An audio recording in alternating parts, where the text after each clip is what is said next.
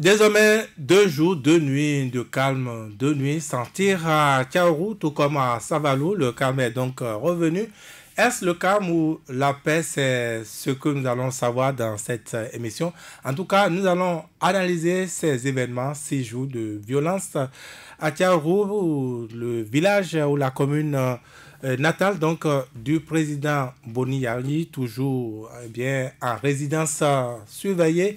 C'était en partie la cause donc de ces soulèvements. Nous allons faire le débriefing avec Belhacène Beko Boukari, qui est donc de l'autre côté de Parakou, qui a suivi pour nous durant tous ces 6 jours et bien, ces événements qui continuent d'ailleurs de les suivre. Nous avons également sur ce plateau Patrice Avala, Joël Tchogbe. Nous allons commencer par Belhacène Beko Boukari. Est-ce qu'on peut vraiment estimer que c'est le calme définitif qui est revenu à Tiaro et à Saverne?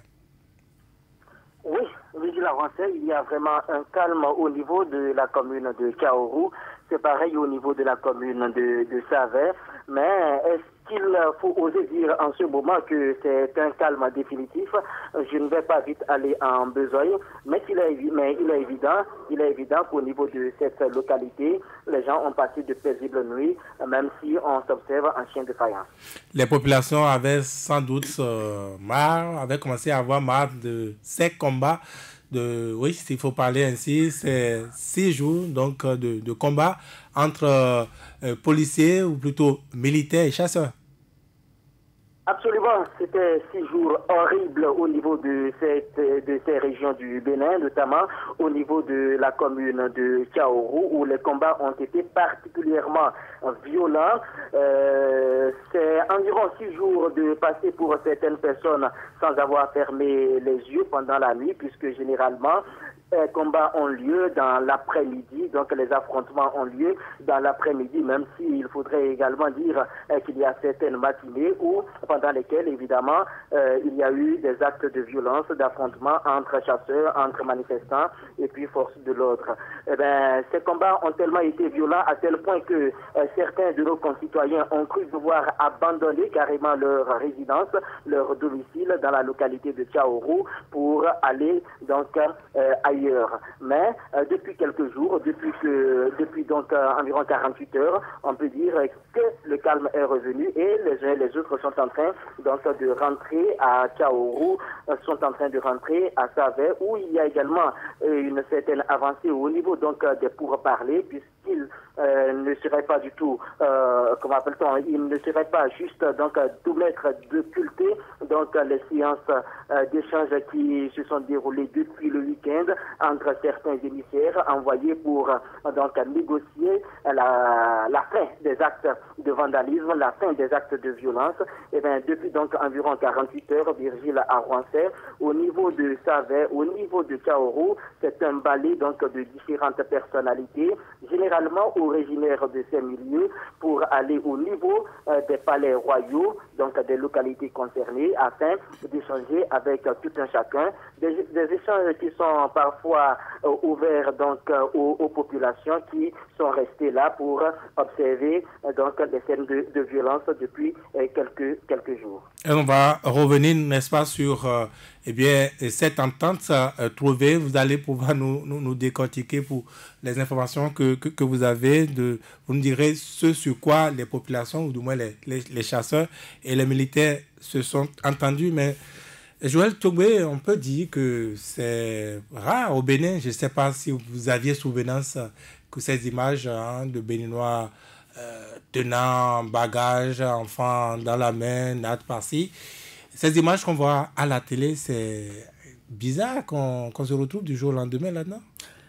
Effectivement, c'est un fait, comme on le dirait, c'est un fait qui est frappé donc du sceau de la nouveauté au Bénin. Ce n'est pas un fait auquel nous sommes habitués, ce n'est pas un phénomène qui meublait le quotidien des populations au Bénin. Et quand vous évoquez donc, vous faisiez ce descriptif-là, à savoir enfants, natte en main, circulant donc à gauche et à droite, les yeux hagards, ça me fait rappeler le phénomène de la migration. Vous savez que actuellement c'est un drame. En 2018, on comptait plus de 22 000 personnes qui ont péri dans la Méditerranée, tentant de regagner l'Europe, et puis sur les côtes là, donc de la Libye, de l'Italie, et même sur le continent africain, ça continue. Donc, habituellement, ce sont des pays dans lesquels la guerre sévit. Ce sont les pays dans lesquels le djihadisme, le terrorisme sévit. Ce sont ces pays-là qui nous offraient jusqu'ici cette image de personnes circulant, cherchant donc à se mettre à l'abri et fuyant les conflits. Alors, aujourd'hui, au Bénin, un pays de paix, un pays avec une tradition légendaire en matière de démocratie, un pays qui, depuis 30 ans, a montré quand même que ce sobriquet d'enfants malades d'Afrique a été vaincu à la conférence des forces vives en 90. Depuis donc quelques jours, le Bénin tend vers ces pays dans lesquels le phénomène des fuites, de la migration, des gens qui fuient leur domicile parce qu'il y a des tinouris, parce qu'il y a des affrontements, ce phénomène a refait surface. Et pourquoi fondamentalement ? Justement parce qu'il ne faut pas occulter le contexte dans lequel nous évoluons. Nous sommes dans un contexte actuellement d'une situation socio-politique tendue qui est liée à cette élection organisée le 28 avril dernier, à laquelle les partis politiques de l'opposition n'ont pu prendre part. Alors, nous sommes dans une région sensible. Nous sommes dans la commune de Tchaourou, nous sommes dans la région de Savè et environ, donc dans le centre et puis un peu à l'entrée du nord Bénin. Et cette commune, a priori, cette commune s'inscrivait dans l'analyse politique, devrait pouvoir s'inscrire dans une sorte d'opposition naturelle au régime de la rupture, lequel régime par ailleurs a été, avec le soutien des députés à l'Assemblée, obligé à organiser une élection sans les partis de l'opposition. Boni Yayi, aujourd'hui, vous l'avez rappelé, assigné à résidence. Il y a dans l'opinion beaucoup de personnes qui n'aiment pas entendre ce mot, parce qu'officiellement, on nous a dit que Boni Yayi n'est pas assigné, mais toujours est-il qu'il y a des militaires qui vont en mission chaque matin, chaque soir dans son domicile, ou tout au moins aux alentours de sa maison. On a posé un conteneur là-bas, et puis tout ce que vous savez, il ne sort plus depuis quelque temps. Boni Yayi est dans cette situation, parce qu'il se réclame être de l'opposition, il incarne une certaine opposition au régime de la rupture. Alors, l'élection a été organisée, les députés ont été installés. Voilà que les troubles qui ont été observés les 1er et 2 mai à Cotonou, les violences électorales observées le 28 avril, le jour du scrutin, le pouvoir a fait diligenter une enquête et puis le parquet a pris la main, les juridictions ont pris la main et on voulait quand même savoir ce qui était l'auteur, ce qui avait été auteur commanditaire de ces actes donc de barbarie perpétrés à Tchaourou, dans les régions du Nord, à Parakou et puis à Cotonou. Alors, on est parti interpeller des personnes dans ces 2 communes. C'est l'élément déclencheur. La réponse des populations n'a pas été ce que l'on aurait souhaité dans une démocratie, à savoir face à l'interpellation, notamment selon ce que nous avons appris, des personnes supposées être des meneurs des troubles observés les 28 ou bien les 1er et 2 mai. Face à cela, la population réagit violemment. Dans quel contexte alors les interpellations ont été effectuées? Est-ce que c'était des interpellations régulières? La question se pose. Est-ce que dans le contexte actuel, il était prudent d'envisager des interpellations dans cette région effectivement du Bénin? Nous sommes à Tchaourou. Nous sommes à Tchaourou qui, on ne peut pas le nier, il y avait des boudonnements, il y avait des cris de cœur, des désarrois qui s'observaient déjà dans les visages des gens, parce que, encore une fois, l'enfant prodige de la maison, Boni Yayi, qui a dirigé le pays pendant 10 ans, se trouve dans une telle situation. Donc pour moi, c'est tous ces éléments qui ont concouru à ce que nous assistons aujourd'hui. Et on ne peut que se réjouir si le calme est revenu. Patrice Savala, on l'aura vu à travers ces événements, ça n'arrive pas qu'aux autres, on ne voit pas ça qu'à la télé, ça peut nous arriver. À nous également, le Bénin, l'arbre de paix, cet arbre de paix, comme on dit. C'est simplement déplorable, ces événements malheureux que nous avons suivis toute une semaine durant.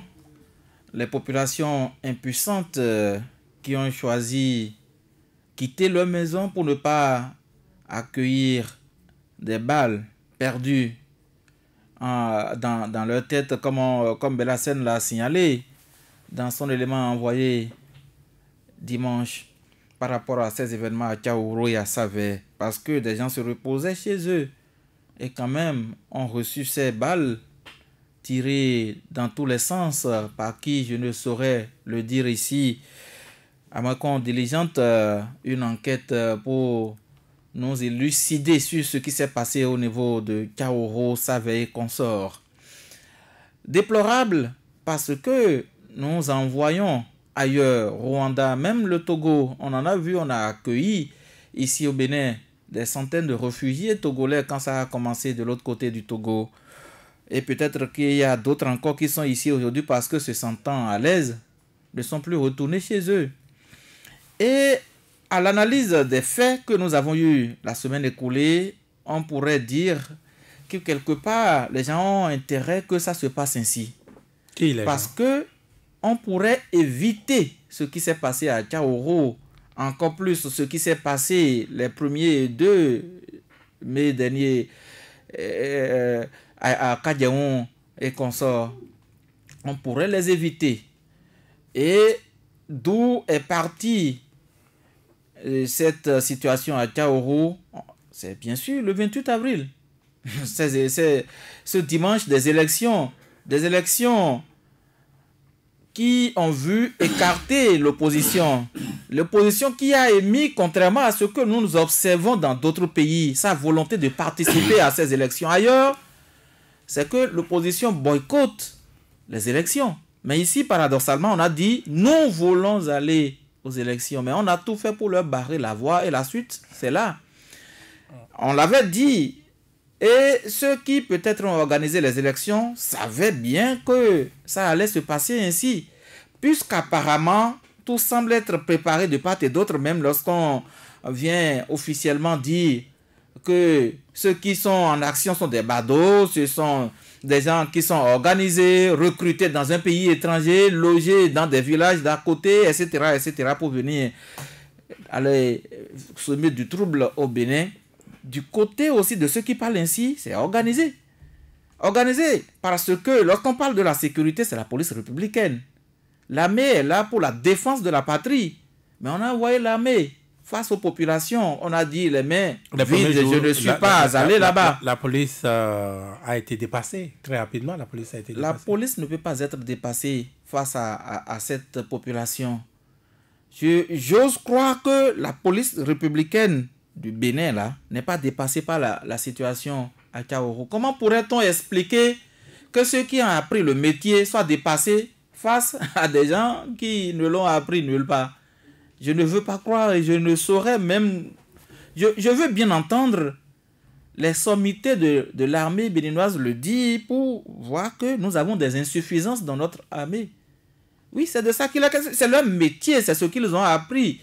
Ils savent par quels moyens avoir gain de cause.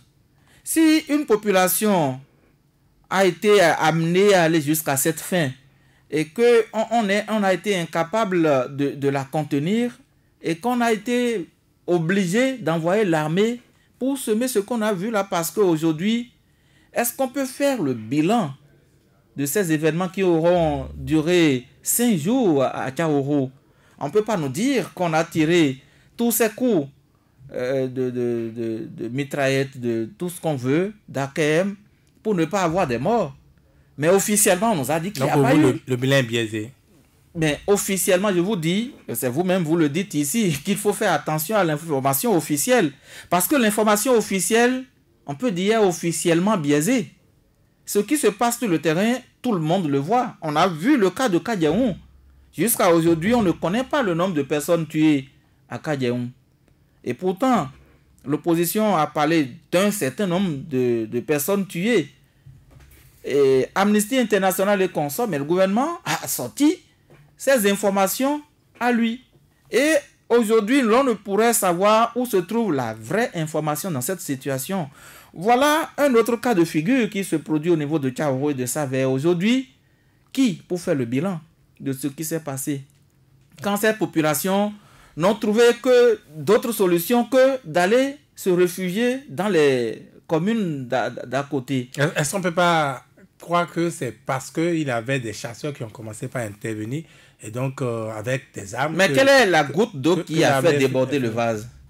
Quelle est la goutte d'eau qui a fait déborder le vase? Les chasseurs ne se sont pas mis à tirer parce que, bon, ils en avaient marre. On a dit, à vérifier, qu'on est allé interpeller des gens, notamment dans le cadre des enquêtes liées à la situation qui a prévalu le 28 avril, le jour de l'élection. Parce que ce jour-là, dans ces localités, on a eu des incidents qui s'étaient produits. Et donc, dans le cadre des enquêtes, il faut interpeller certaines personnes. Et cette population n'était pas d'accord. Peut-être ces chasseurs, ils étaient organisés, je n'en sais absolument rien, puisqu'on a parlé d'une organisation savamment orchestrée par des gens financiers, on a dit financés avec de gros frais.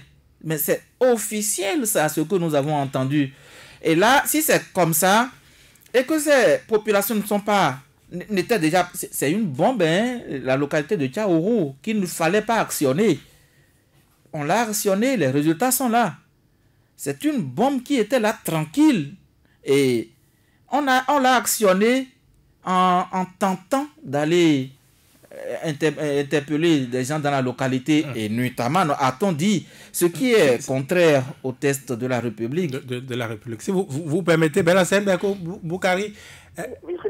Oui, est-ce qu'on sait à quelles conditions les chasseurs se sont calmés?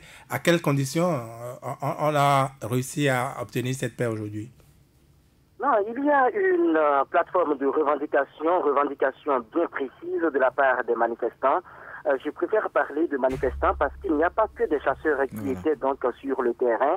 On a bien pu voir des jeunes donc de ces différentes localités qui ont soutenu, qui ont à la limite aidé d'une manière ou d'une autre ceux qui étaient au devant du mouvement. Les revendications, c'est quoi? Désormais, lever le dispositif sécuritaire installé devant le domicile de Boniaï à Kadjeron à Cotonou. Arrêter les actes d'intimidation, d'arrestation ou d'enlèvement, je répète exactement ce que disent donc les manifestants, donc sur l'étendue du territoire national, notamment dans les communes de Savé, de Tchaourou. Libérer sans aucune autre condition toutes les personnes qui ont été interpellées et puis privées de leur liberté jusqu'à présent. Et je crois que les choses sont en train d'évoluer dans ce sens. Et puis, la dernière condition, c'est de pouvoir sortir tout le dispositif sécuritaire, les engins lourds, les forces de l'ordre, de défense, qui sont au niveau de ces communes. Les manifestants disent qu'ils ne veulent plus, je ne dis même pas souhaitent, qu'ils ne veulent plus les voir au niveau de leur localité. Voilà donc toutes les revendications qui nous sont parvenues au niveau de Parakou. Est-ce qu'ils ont donné un délai notamment pour le cas Boniaï, ces policiers qui sont à son domicile? Non, un délai n'est pas encore donné, mais en fait, il demande à ce que tous ces points de revendication puissent être respectés et puis exécutés dans les plus brefs délais. Est-ce dans une semaine, dans 2 semaines ou dans un mois, mais on attend de voir justement ce que cela va donner. Il y a beaucoup d'histoires autour donc, de ces événements. On nous parle, n'est-ce pas, de badauds. On parle également d'étrangers recrutés pour agresser les militaires. Non, je crois que la communication politique doit cesser au niveau donc des questions qui touchent à la sécurité intérieure de notre État. Il ne faut pas banaliser ce qui s'est produit ou ce qui s'est produit à Tchaourou ou à Savé. Tenez-vous tranquille, vigile à Rancé. Moi, je ne crois pas que ce soit des étrangers qui soient au niveau de ces localités. S'il était question d'étrangers qui sont arrivés, pourquoi est-ce que les émissaires envoyés pour la négociation de la paix continuent d'échanger au niveau des palais royaux en présence des représentants des manifestants? Donc on dit représentants des chasseurs. Mais là, est-ce qu'on s'est rendu compte qu'il y a des Béninois dans ces manifestations? Je ne dis pas qu'il n'y a pas du tout d'étrangers, je ne saurais faire une telle affirmation, mais il est... Mais justement, Belhacene, si vous permettez, on sait que dans la zone, c'est en majorité les Nagos, c'est une zone peuplée de Nagos, et on sait que les Nagos sont aussi bien de ce côté, donc du côté de Tchaourou, Dassa, Savè, que de l'autre côté du Nigeria, et que cette solidarité peut rapidement fonctionner, effectivement.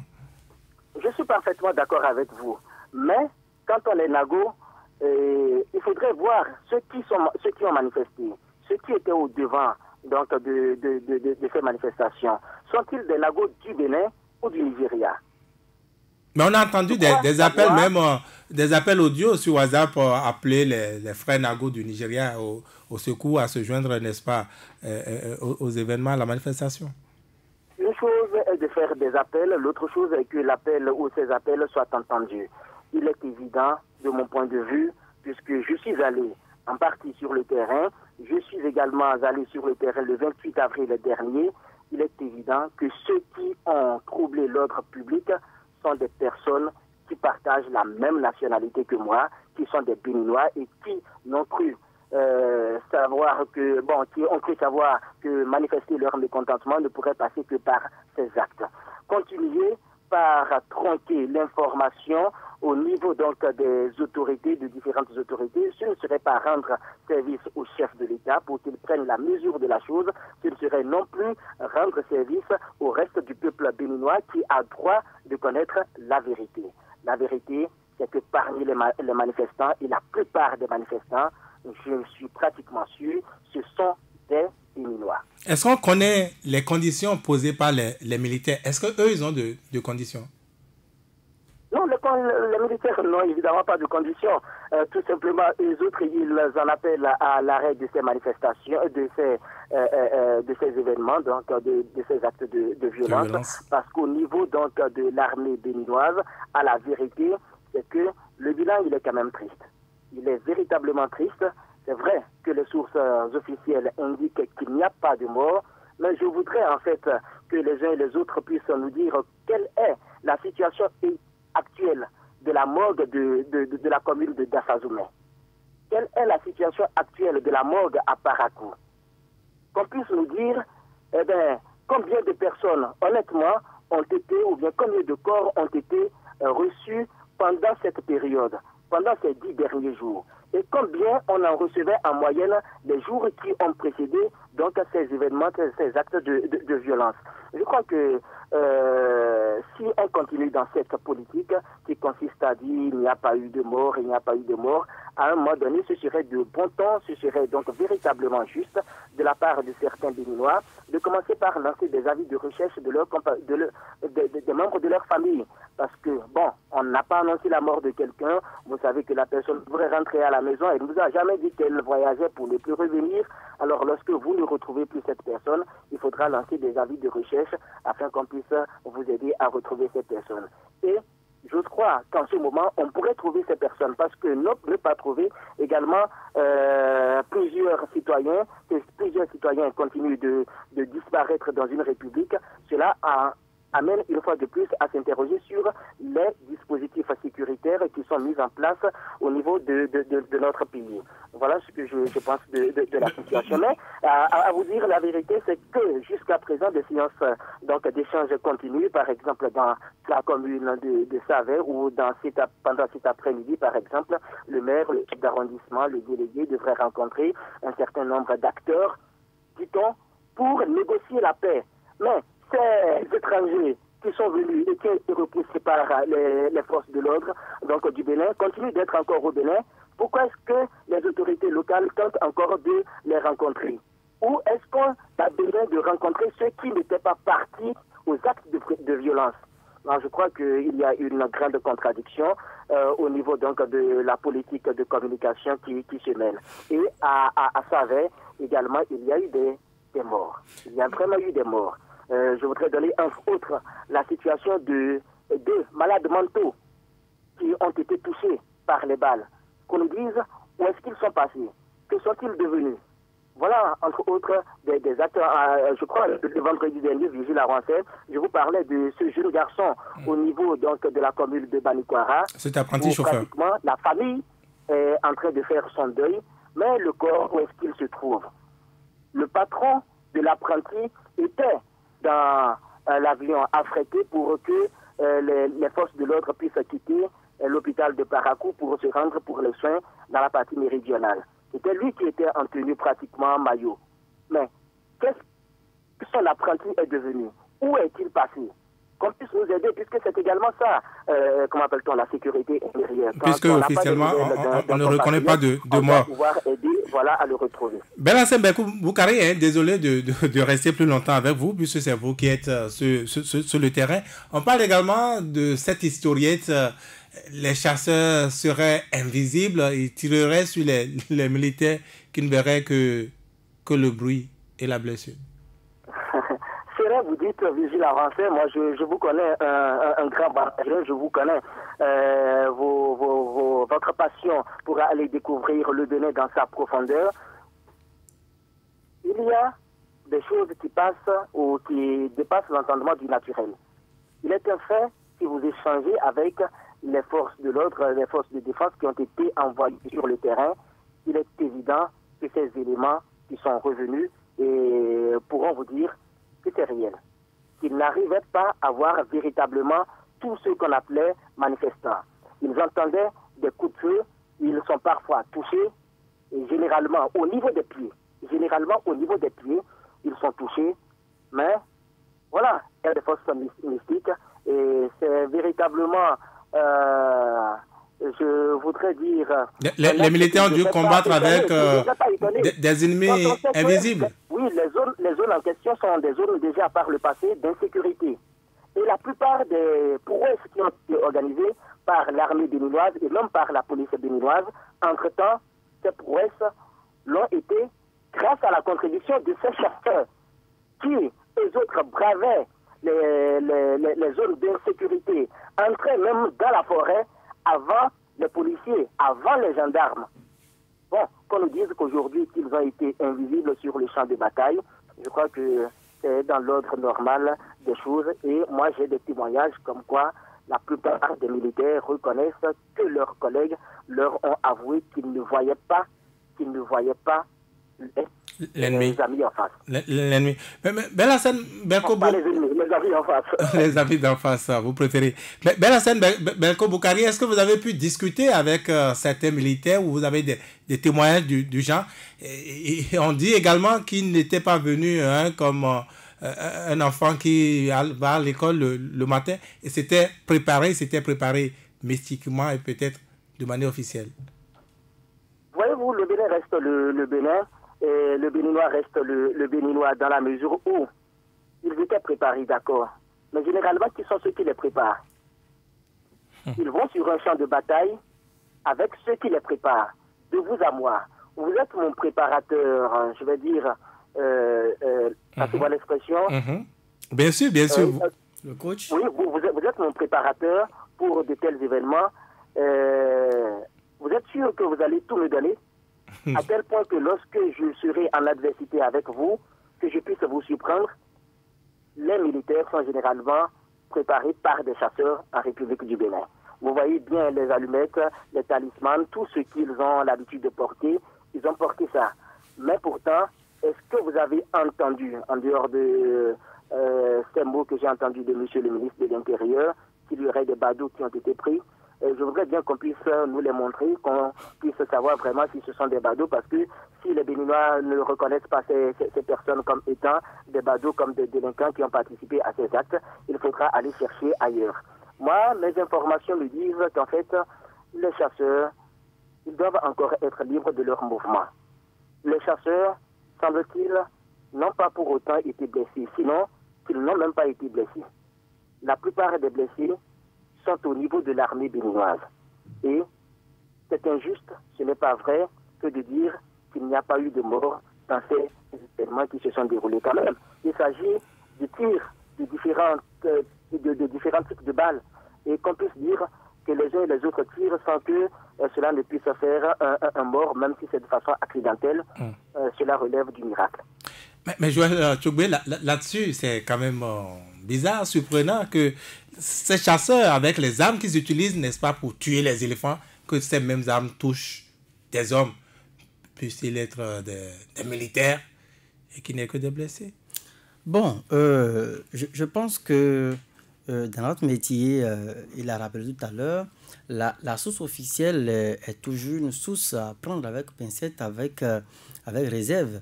Et c'est pourquoi il ne faut pas boire tout ce qu'on vous sert officiellement comme information. Il est évident que ce n'est pas le Bénin qui ferait l'exception dans tous les États, au Cameroun, au Soudan, malgré la tuerie, quand l'armée, les milices, parce que là, ce sont des milices qui ont opéré, ont voulu démanteler le sit-in devant le QG de l'armée au Soudan. Tout le monde a vu la pluie de morts qu'il y a eu au Soudan, mais vous avez vu la communication officielle de la junte militaire au pouvoir. C'était donc de minorer les chiffres donc, parmi les personnes tuées, où les premières heures tout au moins, on a nié qu'il n'y avait pas eu de carnage dans les rues de Khartoum. Donc c'est pour vous dire que... le gouvernement avait ces chiffres, les manifestants avaient donc leurs chiffres. Donc c'est pour vous dire que officiellement, habituellement, tout régime cherche quand même à vendre une image saine. C'est classique. Voilà, c'est classique que lorsqu'il y a donc des affrontements, il y a des pertes en vies humaines, ce n'est pas élégant pour un régime, en tout cas sur le continent africain, d'assumer publiquement le fait qu'au cours des manifestations, que des personnes sont passées de vie à trépas. Conséquence, la communication politique dont parlait Belhassane Belko Boukari entre en jeu et les messages, le choix des mots qui émaneraient des sources officielles sont choisis avec minutie. Vous avez vu le ministre a parlé, vous avez vu le colonel, le chargé, conseiller technique à la sécurité a également parlé. Quand vous entendez tout ce qui a été dit, quand le ministre voulait chuter, il a seulement dit, parce qu'il y avait un débordement sur le terrain, du personnel de soutien a été envoyé en renfort et que le calme est revenu. C'est là il s'est arrêté. Là-dessus, Joël, est-ce que vous avez remarqué cette bizarrerie, hein? Ce sont les militaires, pour la plupart des blessés, ceux qui sont descendus dans l'avion, que ce soit les images qu'on a vues sur les réseaux sociaux, etc. Ce sont des militaires qui sont blessés. Mais c'est le ministre de l'Intérieur et pas le ministre de la Défense qui est venu assurer cette communication à la télévision. C'est son conseiller policier, lui également, de formation à Essiandam, qui est venu plutôt sur le plateau de la télévision nationale. Non, ça voudra dire que nous pourrions faire deux analyses. La première, c'est que soit la présence des militaires dans les rues de Tchaourou et de Savè, cette présence a été sollicitée, demandée et assumée publiquement par le ministère de l'Intérieur. Un peu comme ce qui s'est passé, peut-être par analogie, dans les rues de Kadiaoun, où, dans un premier temps, on a vu des policiers aller donc assurer l'ordre public et à quelques temps après, il y a eu le repli des policiers et les militaires ont pris la charge. Et jusqu'à présent, on se posait la question de savoir qui a sollicité l'intervention des militaires. Donc, cela voudrait dire simplement que quoi? La présence des militaires dans les routes de Tchaourou, de Savè, soit c'est parce que le ministère de l'Intérieur, parce qu'il s'agit donc d'assurer la sécurité intérieure, dépassé, vous l'avez dit tout à l'heure, par les événements sur le terrain, a dû solliciter l'accompagnement des militaires de l'armée de terre, certainement, pour aller démanteler les chasseurs et les manifestants dans les rues de Tchaourou et de Savè. Conséquence, quand ces militaires qu'il lui-même il a appelé Sakalafia, le personnel donc de soutien est allé et a essuyé donc les tirs, les balles des chasseurs.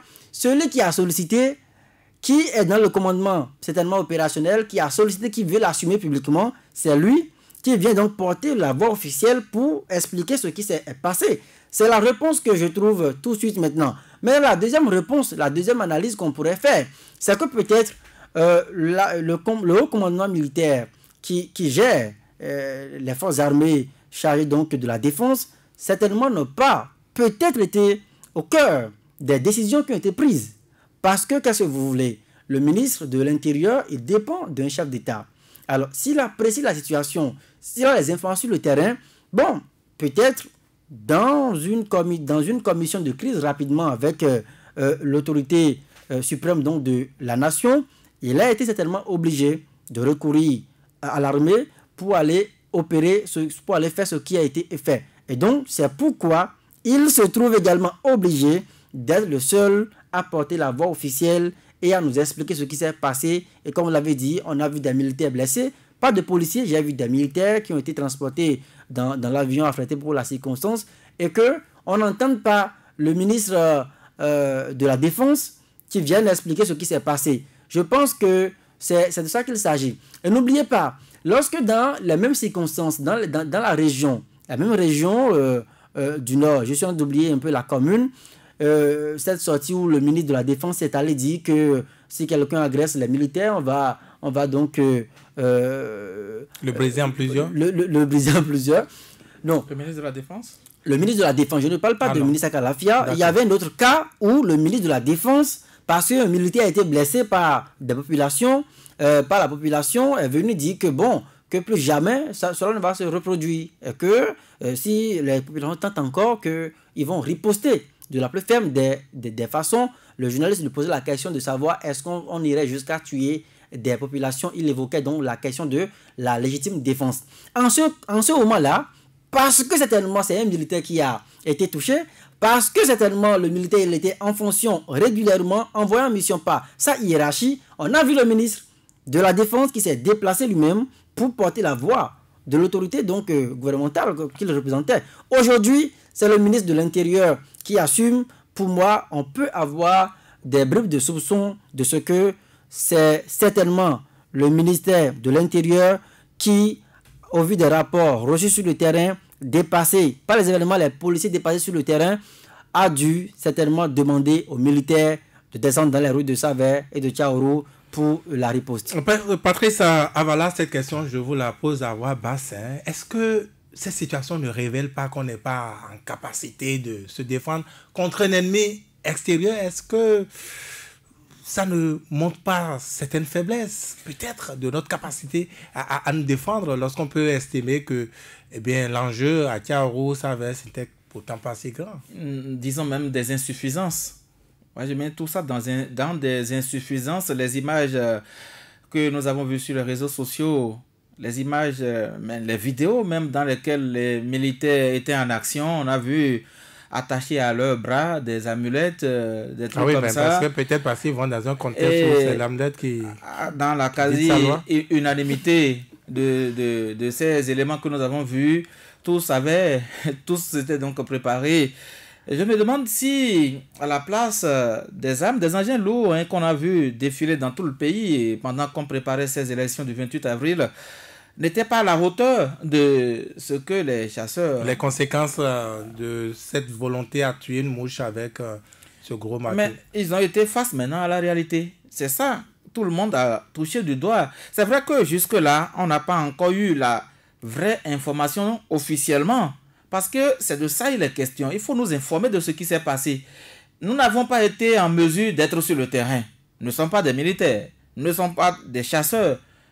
Un journaliste, encore moins, être sur ce terrain de guerre pour être en reportage, je sais quelle est la distance qu'il pourrait prendre pour suivre ces événements-là.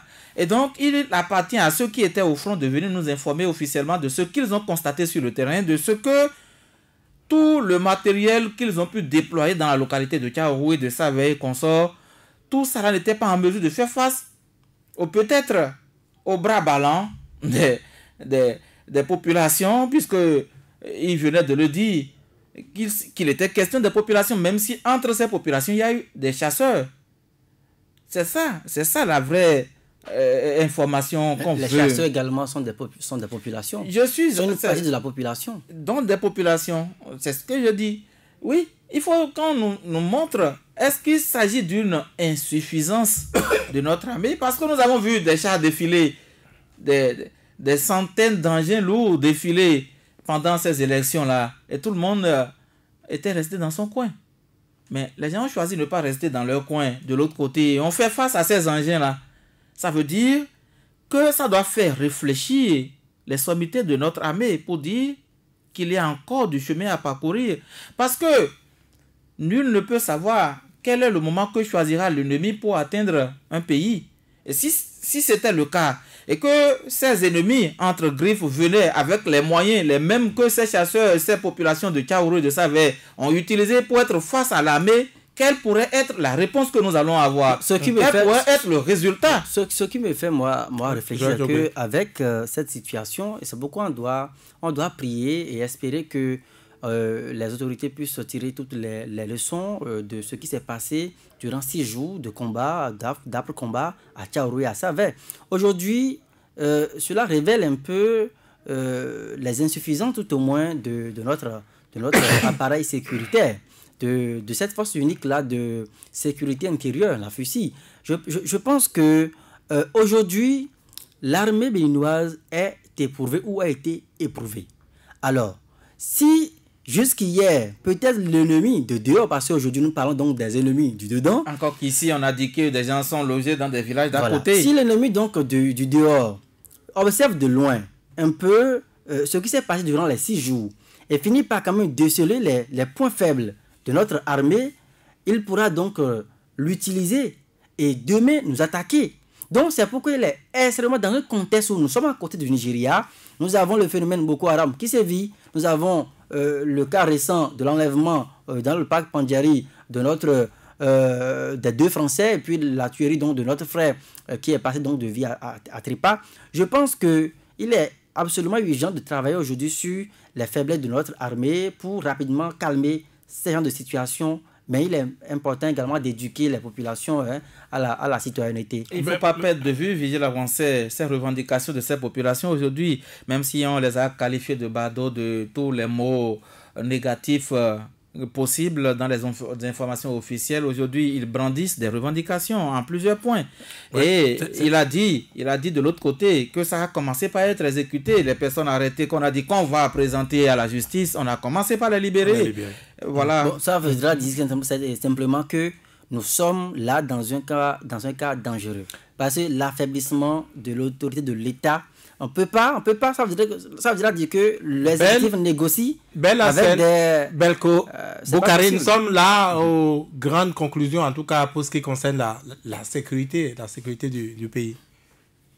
Non, il est évident, Vigile Avancé, que nous devons nous poser 1001 questions par rapport aux dispositifs sécuritaires dans notre pays, parce que je trouve à la limite, excusez depuis l'expression, irresponsable qu'on puisse nous dire aujourd'hui que des badauds ont été à nouveau invités dans les manifestations donc de la semaine écoulée à Savè et puis à Tchaourou, puisqu'on nous avait déjà servi la même version le 28 avril dernier. Mais alors, entre le 28 avril et puis cette période de juin, qu'est-ce qui a été fait pour que des badauds ne soient plus importés d'ailleurs pour menacer la sécurité intérieure des Béninois? Si on n'a rien fait et qu'on est toujours en poste, c'est qu'on a failli, et quand on a failli de cette manière, il est normal qu'on puisse déposer le tablier ou carrément qu'on puisse être sanctionné à défaut de déposer le tablier. Que cela soit dit. En fait, il faut remercier donc le gouvernement béninois et puis tous ceux qui sont intervenus dans la gestion de cette crise, qui ont déjà commencé, ces acteurs qui ont commencé donc par faire de telle manière à ce que les jeunes qui ont été privés de leur liberté, un peu plus d'une vingtaine dans la commune de Savè, puissent donc rentrer chez eux. C'est déjà un pas. Il reste encore quelques-uns qui seront libérés, nous signalons, dans les jours ou les heures qui suivent. Et en même temps, qu'on puisse ne pas vouloir d'une chose et son contraire. Si on veut de la paix, au niveau du quartier qui est dénommé Kengun, c'est à Savè qu'on puisse tout faire pour que des règlements de compte ne puissent pas se poursuivre dans ce quartier. Parce que les règlements de compte, un peu comme le disait Patrice Talon, dans l'entre-deux tours, ne favorisent aucunement la promotion et le maintien de la paix. Sauf si on se décide donc de faire la promotion des actes de violence. Et je ne crois pas que ce soit mon président de la République qui veuille donc de la mort massive de ses compatriotes. La paix, c'est ce que nous recherchons tous. Merci à vous, Belhacène Belko Boukari. Merci, Joël Tchogbe. Merci, Patrice Avala. Georges Prono à la technique. C'est la fin de cette émission. Eh bien, l'intégrale, c'est encore demain. Je ne sais pas, j'ai remercié aussi les auditeurs. Ouais. Bon, vous avez encore le temps de le faire maintenant. Ben voilà, ils sont remerciés. Merci à chacun, merci à tous. À demain, 18h.